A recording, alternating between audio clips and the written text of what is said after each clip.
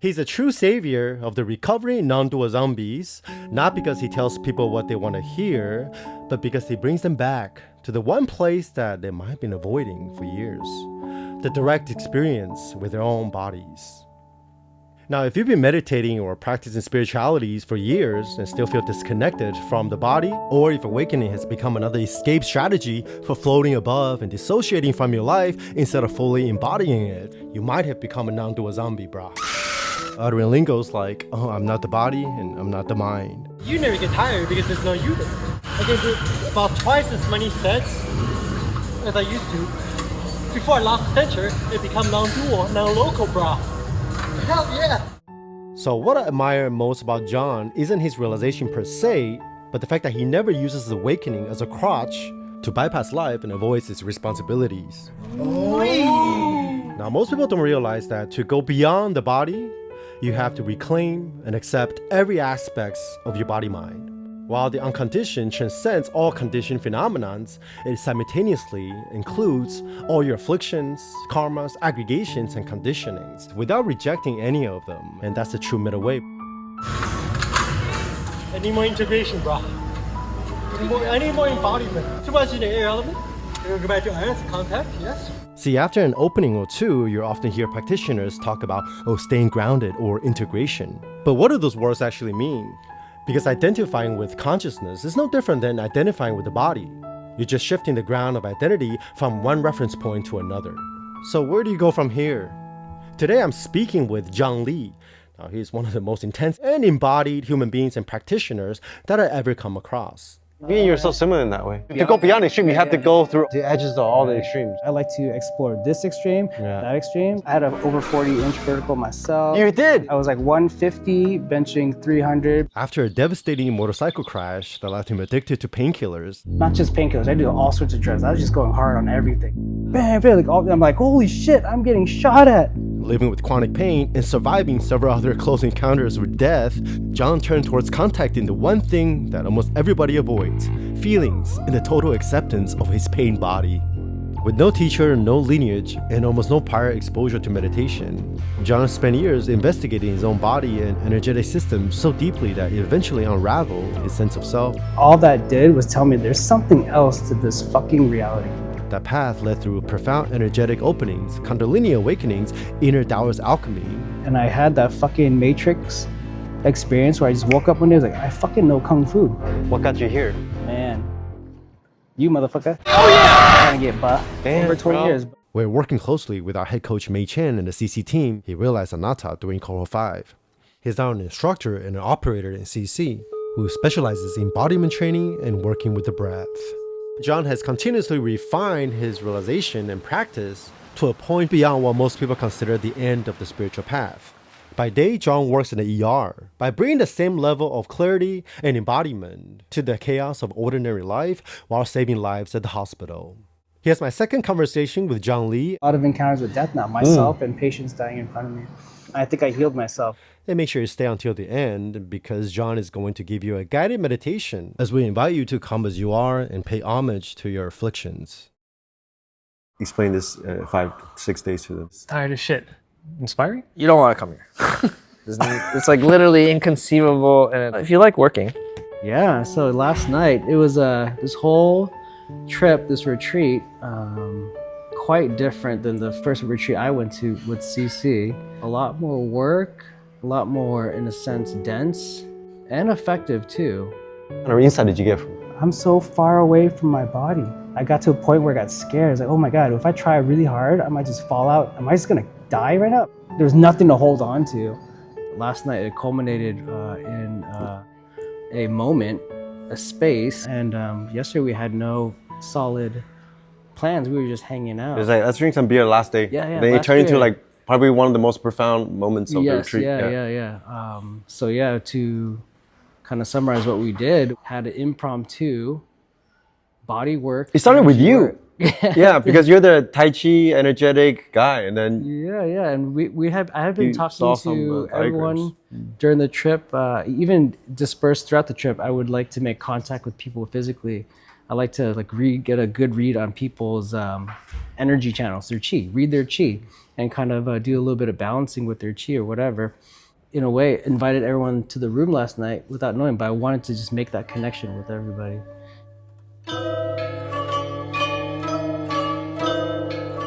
You worked on me, and then you had like a pretty profound experience. Yeah. I did too. We were working together. Yeah, just feeling your body. I remember the first time I met you, as I do with everyone, I like to feel people and just get a sense. You never made sense to me.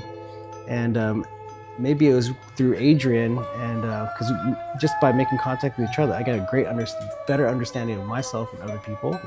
I kind of was able to make sense of your constitution, and this guy is so crazy. His body, he looks like buff dude full of muscle, but at the same time, he just feels like air. He's just like a hologram. There will be a day when, even when you're working out, even when you're exerting, it makes the effort power. You feel no different than resting at home, on the couch, meditating, because you're always resting and recognizing. Just how much you're able to exert, your body isn't scarred up. It's not like it's free from injuries. I could tell that you fucking have put a lot of work through your body, but yet nothing's a problem to you. I just was able to make sense of that. And then I was finally able to actually do some work with you and really connect and co-embody you, from last night. So yeah, it was amazing how you can just touch my body, and then I was like, you're describing my direct experience through your own way by just working through those channels. Co-embodiment, yep. Yeah, and, interesting. I was like, oh shit, we can use this right now and help us recognize our own energy flows. And we started just sharing our different modalities with each other. It was Adrian, He's a psychotherapist and specializes in like Jungian philosophy and psychology, which is like really interesting. But he had training in biomechanics, and he was a physical trainer for like the MBA, but then he never did the alien like transmission, like alchemy, whatever, channeling. I was like, he's channeling like your thing. Yeah, in a way, it filled in my blank spots.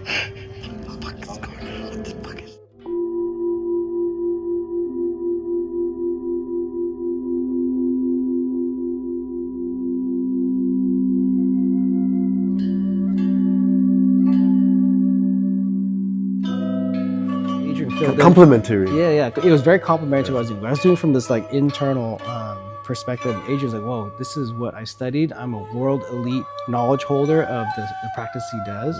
Instead of counting reps, make every rep count.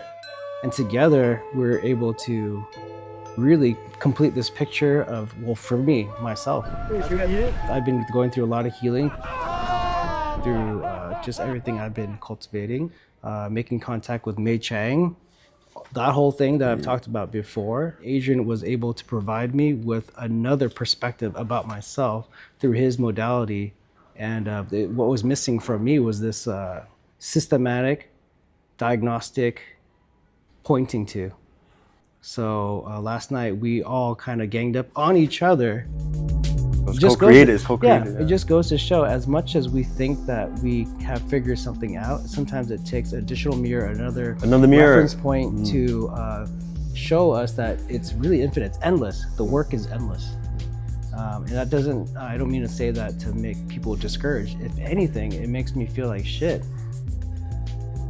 The potentiality is pretty much infinite. And yeah, that's one of the things we teach in CC is like going beyond solo realization, right? Also, not even that, it's even before self-emptiness. You need other people to mirror or point out your blind spots because you can't see the views yourself. And then yesterday, like we did that in terms of like body work. Yeah, so that was a really cool way to land everything that we've been doing in CC for me. Yeah. Like even all the discussions we did, I wouldn't say any of the materials new, but it just gelled everything together and cohered it.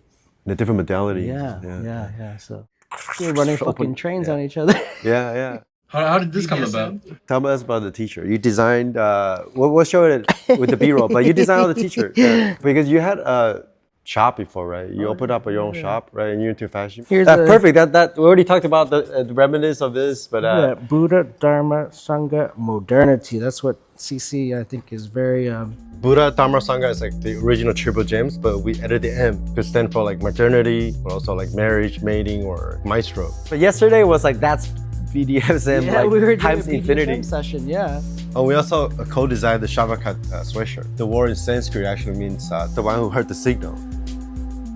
Now, before we get to the guided breath embodiment meditation, I'm just going to ask you this. Who benefit from embodiment work and what is embodiment?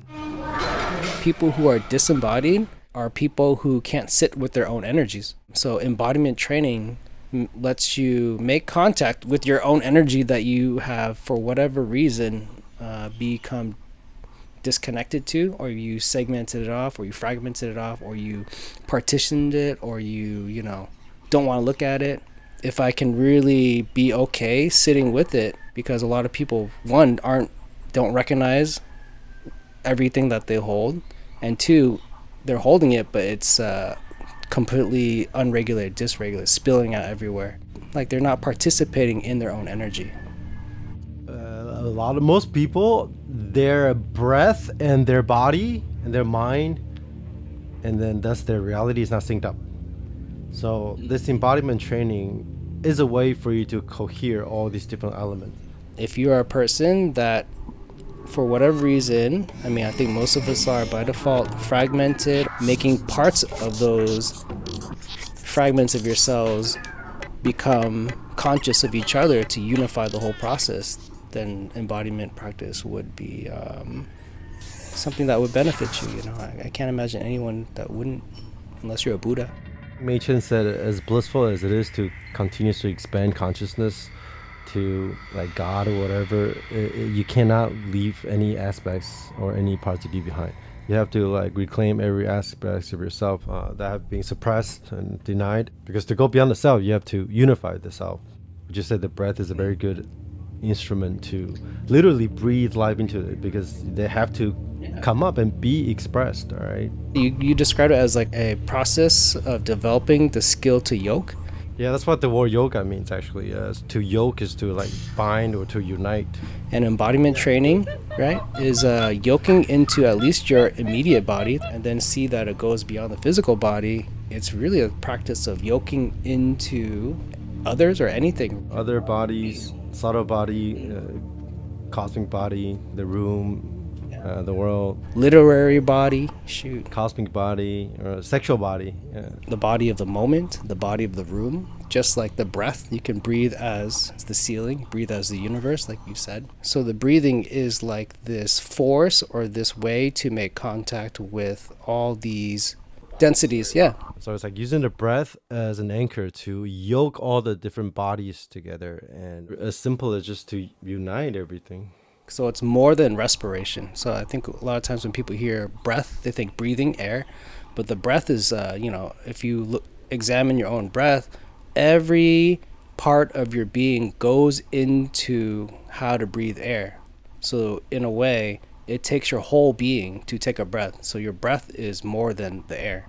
I like to call it like this animating force, more than just moving air, right? Like a fractal of your becoming, like embodiment. Yep. If you look at it as a purely physical thing, there's still some sort of force and some choice, some free will happening in, I think the breath is actually a pretty good analogy for maybe the whole free will determinism things. Like, I know exactly what you mean, because like if you don't think about your breath, the breath will just happen like automatically as part of the biological response, right? But you can actually also control it. A lot of people who are into spirituality, like we've been calling them like non-dual zombies maybe sometimes, they would discard the body, right? They think like, oh, we must become this disembodied consciousness or whatever, and there's no doer here, I'm not my body, right? That kind of like extreme view. Like, why do you think these people might be the ones that need this kind of embodiment work the most? Yeah, it's interesting, right? I think I can think of the two sides of the extreme and how each of those extremes would quite possibly benefit from embodiment training, because like you said, there's people who are so-called spiritual. They think maybe spirituality is something that goes beyond the body, which is not wrong. But because of that, sometimes they'll just bypass the body. Yeah. It includes the body, for sure. It includes the body, right? So in a way, when they say, oh, you know what, it's it's all about, say, love and light. I can just supersede the body. I don't have to, I can just bypass it, right? That's people who are in that kind of mindset could really benefit to see that the breath in the body is more than maybe the physical body is. I imagine how they might think of it. And on the flip side, people who are very materialistic, right? Maybe like, oh, they're not very spiritual at all, but like, all there is the body. All there is materialism. This embodiment practice shows that there's an element that's beyond just the physical, too. So it's both, right? So it ties the breath and the body, materialism and spiritual together, unifies that the two extremes, the middle way. It collapses that duality. Yeah. And what I think is really valuable about embodiment training is that it's a diagnostic tool. So with this breathing, you can really contact the edge of awareness, edge of your contact, edge of sensation. And by riding the breath to these edges, you can train your staying power to really stay at these edges where luminosity can happen. Yeah, even right now in like week 5, we're touching on presence. We're reaching the edge of the being, ending with the consciousness aggregate. So it's like you're surfing at the event horizon of your being. And if you don't have enough fitness to rest and ride that edge, it's difficult to leap into presence, right? And recognize it cleanly and closing that cognition loop. You could either just get pulled back into the karmas, the momentum of the volition formation, or if it spills over, you can have a crazy and mystical experience, kundalini explosions. Guess what? You're gonna be fucking disembodied. You're gonna be unintegrated. Yeah, you're gonna have, your nervous system is going to take a toll. That's why I think a lot of people intuitively know that. So after a shift like that, they just talk about like, oh, I gotta integrate, I gotta be more embodied. But then how do we do that? I guess this is part of the teaching, right? You don't have the skill to navigate those edges. It's really easy to blow over the edge and spill out. So you either fall out of your concentration absorption in your meditation practice, or in life you'll spill your karma out. It'll just become a mess because you aren't familiar with staying at the edge. And that breath really helps you see where the edges are, the shape of the edge, the qualities of the edge, qualities of your choices, really. Even after realization, karmas are still there, but if you don't ground yourself and really have the, like you said, the staying power of the fitness to be your conditioning and then recognize presence through that, then it's very easy to just be all over the place. Yeah, when people talk like, oh, I need to integrate, or even something like, I need to heal traumas or be grounded, whatever, like all that I believe is a description on how to embody period, or you can say embody the breath, or use breath to embody, further clarify your embodiment. Because even like what is healing trauma? Once you recognize your patterns, like there's still having to see those patterns and make contact with it. You can't just be, all right, that is my issue and that's how I'm gonna be. Like, I just feel like sometimes people talk about like healing traumas or integrating, but they don't really describe what that is exactly. Because after that, there's like, oh, I just gotta integrate. Because I really think it's a methodology where, I mean, how does someone make contact or start to understand something or know something they don't know? You have to like get up to the edge of that, stay at the edge for long enough where it can settle and clarify and you can make contact with it. So I think it's just a very gentle technique to find the edge, because I think that's really what a lot of practice is about. Staying at the edge, yeah, and most of your fitness gains is there, right? That's the marginal edge of your current fitness, and if you don't know how to like ride the edge and stay at the edge, it's very difficult to transcend, but while still include like the edges and what's inside and outside. Welcome, everybody. Thanks for joining me. Please get yourselves in a nice, comfortable, upright posture.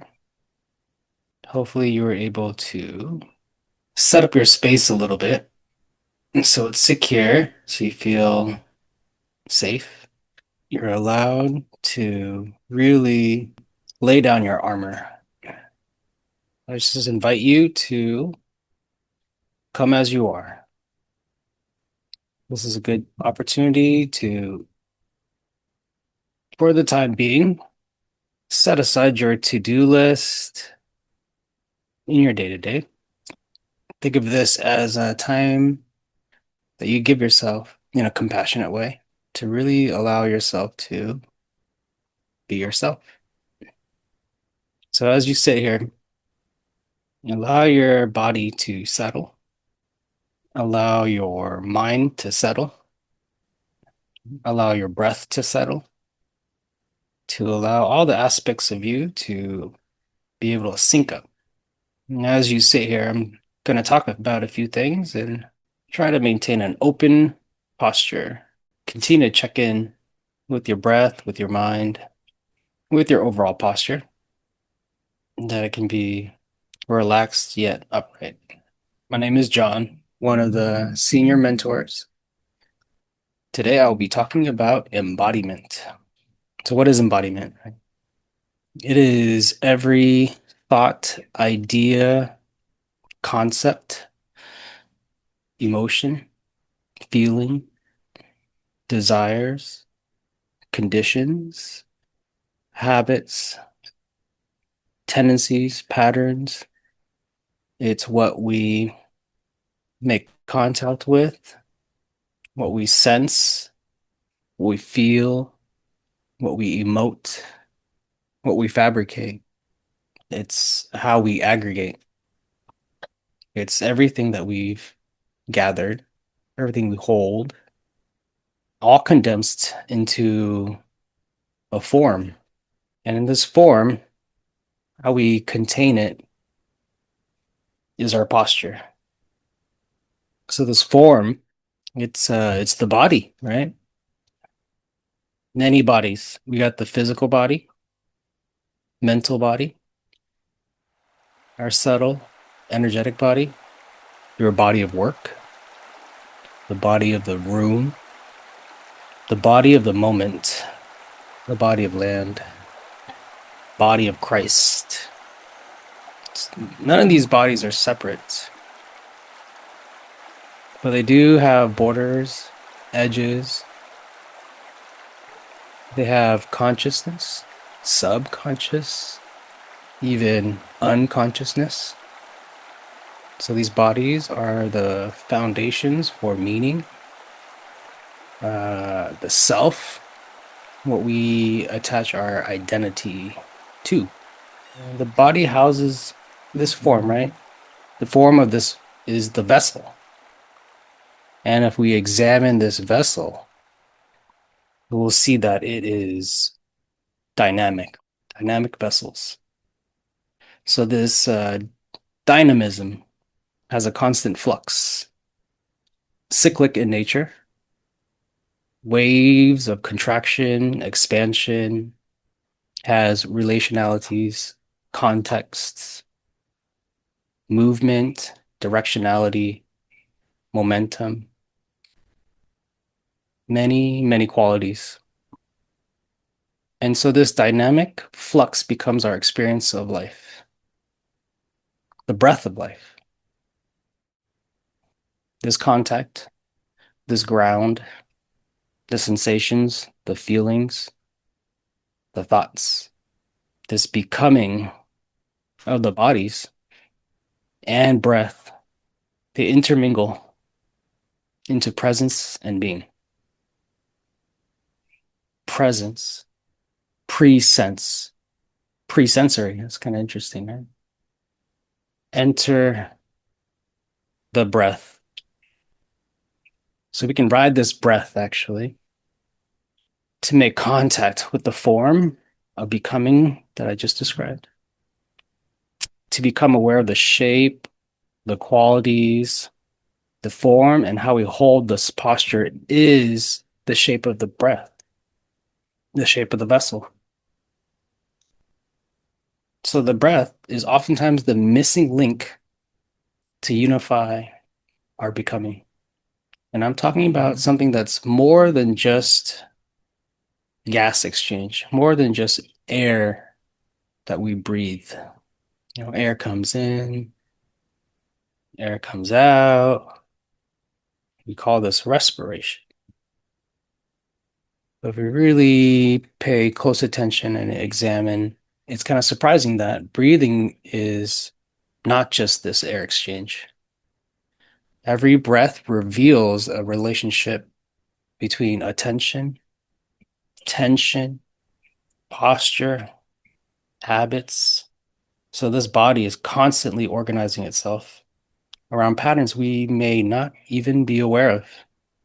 So embodiment practice, it begins with learning how to see these patterns, how to make contact with these patterns, how to make the unknown known, and to sync up or unify or make conscious of all the separate fragmented parts that we are, get all that to unify, to get to know each other, to become intimate with itself and its parts.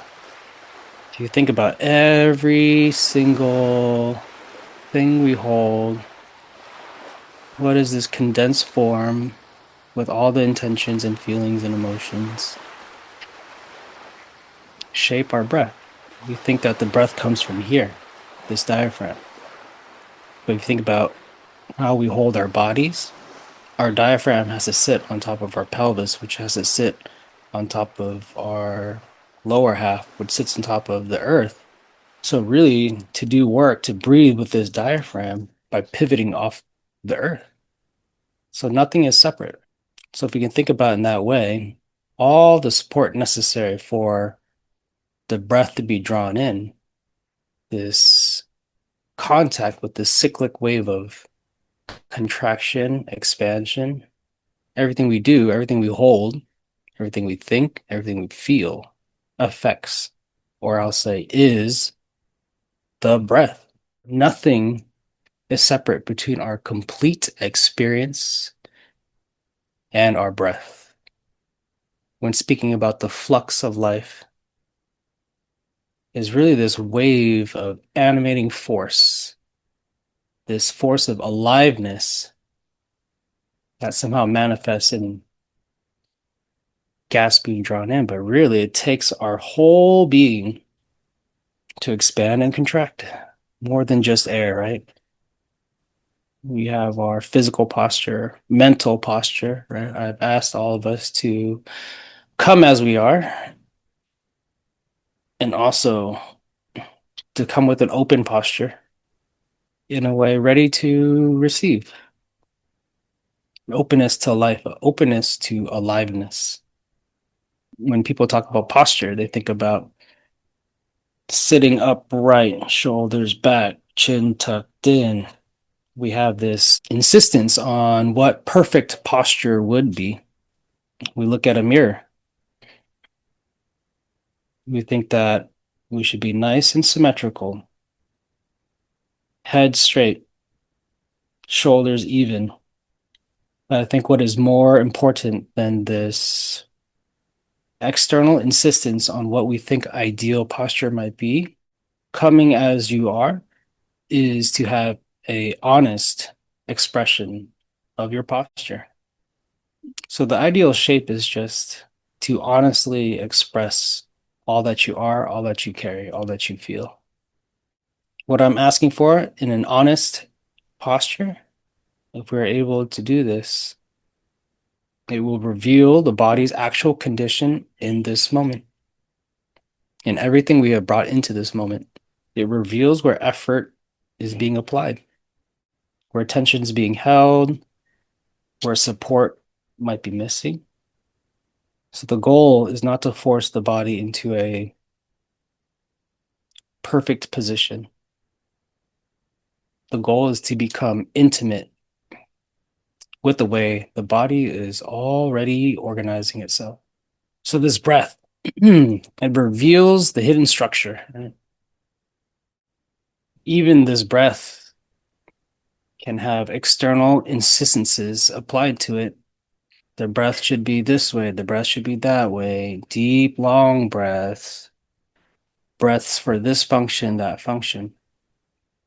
But if we are able to sync the breath up with our being as a reflection of our moment to moment becoming, then we can really not have to worry about how the breath should be. It is a reflection of what is. And don't get me wrong, there's a lot of breathing techniques out there meant to enhance or achieve a certain state. But here, all I'm asking is an honest breath. Let it settle, let it sync up with how you are. It really is guided by our attention. So we do not want to imitate what we think is perfect posture, because it's not really something you can see, at least looking from outwards in. But by having an honest posture, honest breath, honest becoming, we can start to respond to the authenticity to the present moments, present conditions. We force ourselves to, how we see all the depictions of all the Buddhas.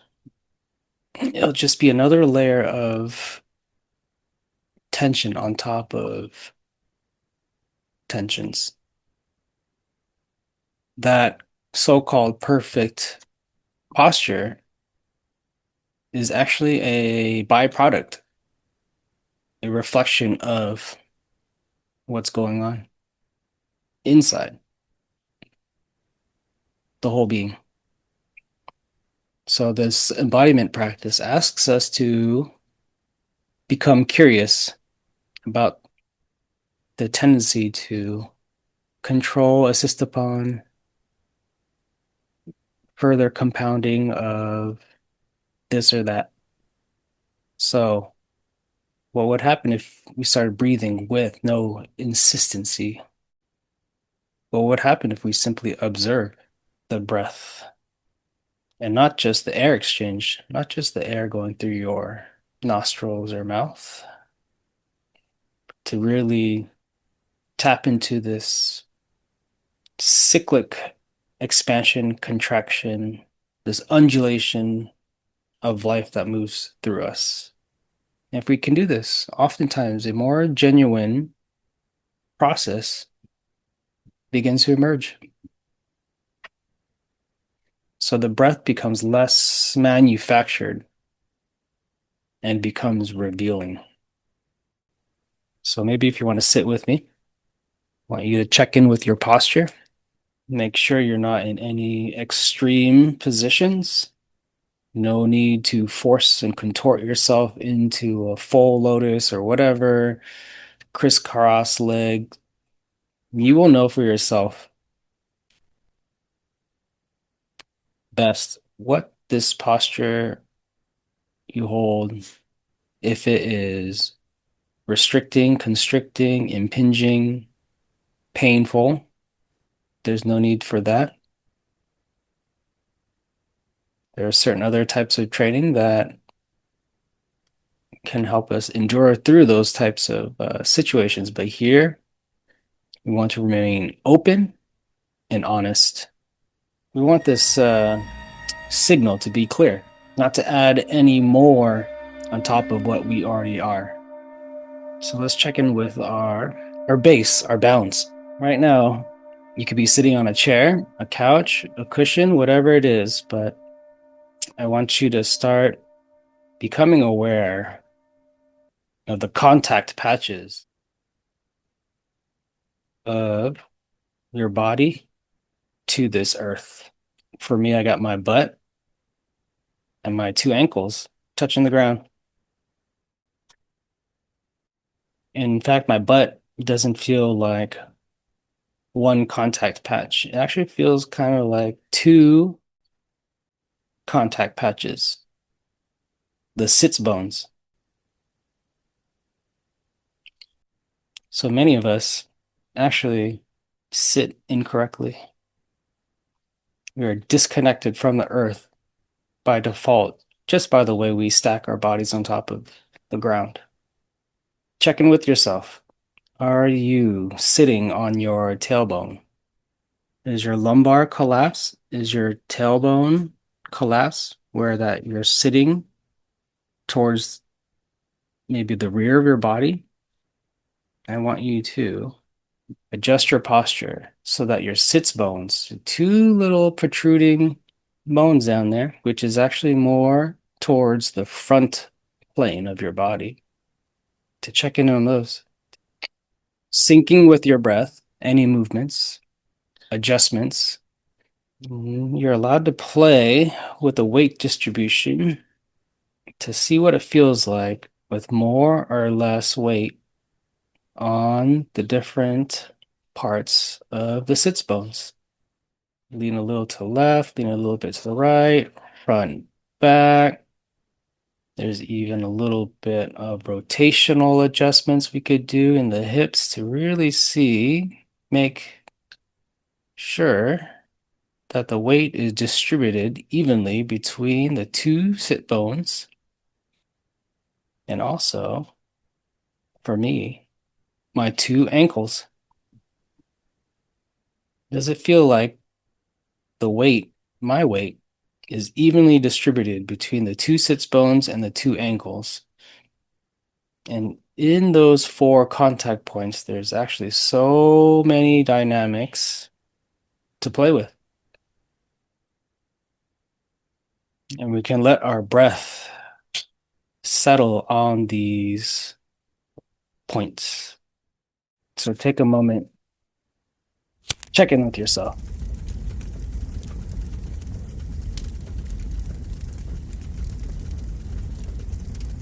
So let's stack our bodies actually,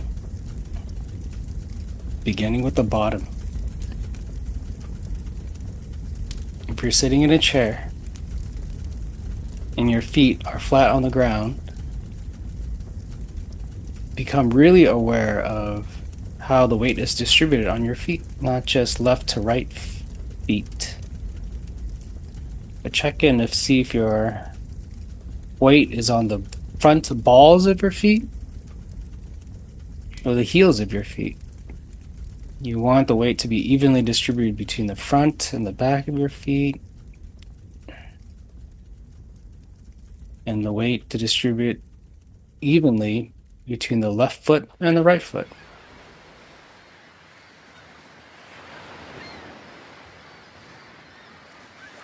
There's a lot of rotational adjustments you can do to the bottom half of your legs. Calf alignment, knee alignment, hip alignment. All has to do with how this lower half of your body, the foundation of it, how intimate it can become with the earth. You can really feel like our breath is coming from the earth in this way. So on our feet, on our sits bones, we stack on top our hips, our legs, our knees. Really let that belly expand and feel the fullness of our lower abdomen. Is our lower pelvic floor, is it relaxed? Is it breathing? Is it contributing to the overall expansion and contraction of your being? And then we have our diaphragm at the solar plexus. It stacks upon the lower pelvic floor, which stacks on top of our lower half of the body, which is sitting on top of our ankles and our sits bones. Can we synchronize all that? Maintain that balance using gravity as the unifying force. We are the conduit between heaven and earth. And we want to be a clear conduit. every adjustment that we do it patiently and do it by way of the breath. Hopefully by now your posture is settled, your mind is settled, your breath is settled. You can feel these waves of expansion, contraction, this undulation of this flow of life. That we can really now see that in this stillness, there is so much movement. Sometimes locking yourself, forcing upon this insistence of an external stillness separates us from, well, everything that we're not a part of, that we are a part of. So let's check in with our breath here. So the instructions are simple. As breath comes in, we just give it space to allow it to enter naturally. And as the breath leaves, we just follow it. And if we watch our breath, we become aware of the edges of where this breath might feel stuck, or a part of our being does not necessarily allow any more breath to come in, any more expansion to help happen at that area. You get a sense that there's more expansion breath to be had if we can get that stuck part to come alive. So how do we do that? Not by force, but just to follow the breath to those very edges where the sensations come to the surface. To really follow the breath and let it leave. Let your body slowly contract. You'll find at the very end, there's like a stopping point. And many times, the body will try to protect what it's holding on to and will feel intense sensations where we could even call it painful if we relaxed certain parts of our body, or that our posture would collapse. So we want to find these edges where sensation starts to peek its head, or we feel like we're collapsing. We feel like there's something we're able to sink into. And same with the breath in. As we allow the breath to enter, reaches a sort of border. It almost feels like a stopping point, but really it's because for whatever reason, we don't want to allow the breath, the expansion to happen there. Let's take a few minutes to really flesh out the shape of our breath, the edges of sensations. We want to not forcefully fill or empty ourselves to the point where the sensation becomes too intense and we spill out or we collapse. In this practice, staying at this very edge is training in staying power. We'll stay with these sensations where they have the most clarity, most fidelity. And you stay there long enough, it gets to know itself. It gets to know each other. Different parts will begin to cohere. This staying power is something we can really become absorbed into. all sorts of things come up when we just let ourselves settle. We start feeling all these different tensions in our body. They come to light. With these physical tensions, there's mental contentions, thoughts that arise. Everything you hold on to can be revealed if we allow all this to surface. We allow ourselves to be honest. So the goal here isn't to manipulate and get rid of these tensions. Oftentimes, if we do that, you just kind of move around from one part to another. But when these tensions are allowed to transmute, transform, transfer, communicate, become intimate with each other, there's releases that happen in the system. But that is not the goal. That is a byproduct.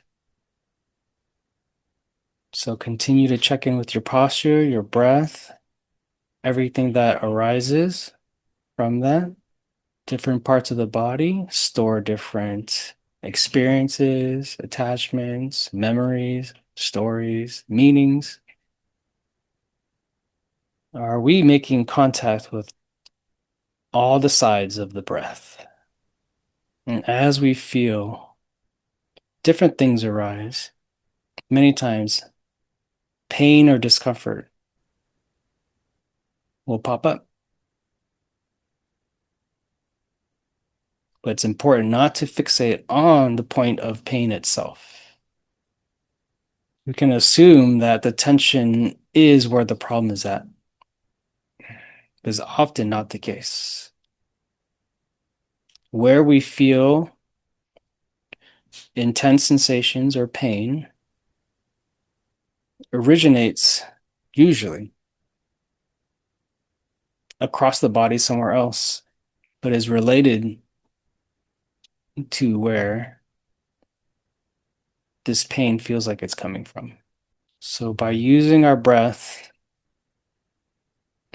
we are recognizing what this intense sensation, what it's connected to, what's the context, what it's related to. How does it relate to what we hold, what we brought into our being in the current moment, or something we've been holding for many, many, many, many, many years? And let the breath just massage these condensations, these hard spots, these areas of calcification. And the goal here is not to break it or crack it open, but just to give it a little bit of that life force, bring it back online, allow it to communicate with other parts of our being. Think about the breath. Does it feel like it's all around you? Really let the space behind our backs is a whole dimension that a lot of us are cut off from. Breathe the back, breathe the kidneys. In this way, it really feels like the spine or the spinal cord is not necessarily the back of the body, but more the center of the body. And as we breathe, we're expanding from the spine. Sometimes I feel like a ball or a bell shape just expanding and contraction. With each breath, it feels like my limbs are a little bit expanded, and then on the other side of the cycle, my limbs seem to retract in to allow the tensions to breathe. All the contentions, all the connections, all the relationships.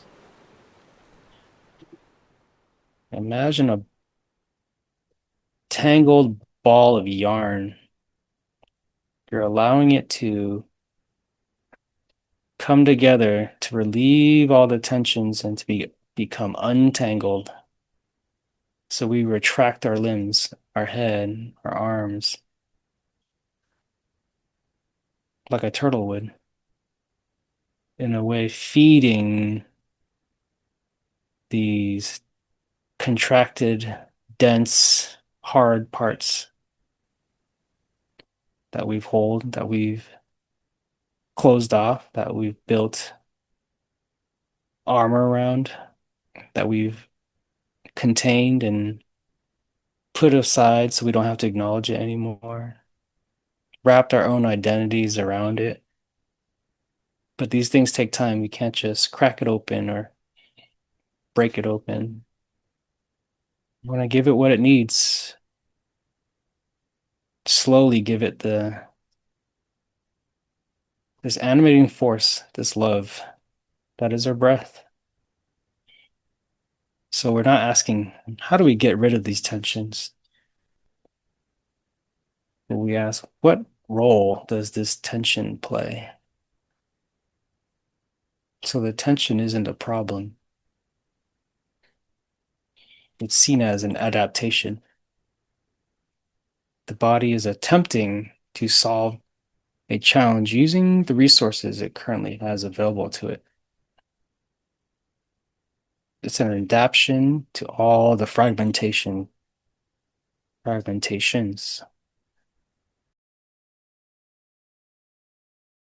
They unify the gathered vectors, orientations into aspiration. When these parts are made aware of each other, so as fragmented parts of our being start to cohere, memories will appear with no separation from these condensed conditionings. If we stay here long enough, emotions will surface, desires can be seen clearly, old narratives become visible, patterns are recognized. We trace these in a reverse trajectory. So this embodiment is more than just physical. There's no separation between the physical and psychological experience. So as these holding patterns loosen, the associations of the experiences become accessible and alive. So allow the decalcify to happen. Allow the transformation and the transmutation and the dynamism to just let it breathe. Allow it to breathe. Allow these emotions and everything we hold to breathe. We don't want to make a drama out of it, but this is just another aspect of becoming intimate with our lived experience in this vessel as a sentient being. The deepest shift in the embodiment practice is a shift in relationship. Many times, the body is approached as something to improve upon, optimize, fix, or control. But this embodiment training invites a different orientation. The body becomes the field for investigation. The breath becomes a source of information. Tension becomes something to understand versus something to eliminate. And so posture becomes a living expression of how we are meeting the moment. So seen in this way, embodiment is not a technique layered on top of life. It's a way of becoming more honest with the experience as it unfolds. So the invitation is simple. Take a breath, watch your breath. Notice where it moves. Notice where it doesn't. And begin there. In that way, respiration and breathing may be transformed to aspiration, aspiration, the action of breathing in. In this way, we can aspire for a more complete position or posture. And this is why posture is not something that is only important, only matters during a meditation session. We can bring this with us off the cushion to the way we sit, the way we stand, the way we walk down the street, the way we hold a conversation, all reveal the same underlying patterns. So posture follows us everywhere. It is the shape of our presence and being. So hopefully, through this session, you're able to more honestly see and come as you are. This is really just an intro to what this embodiment practice is. In fact, we will be holding a workshop. I believe it's a live stream workshop. I want to say during July 11th, 2026. So reach out to us or join us for our boot camps. Check the links. You can find us. Contemplative CrossFit. So I appreciate you spending the time with me and giving yourself time to check in with yourself. Thank you.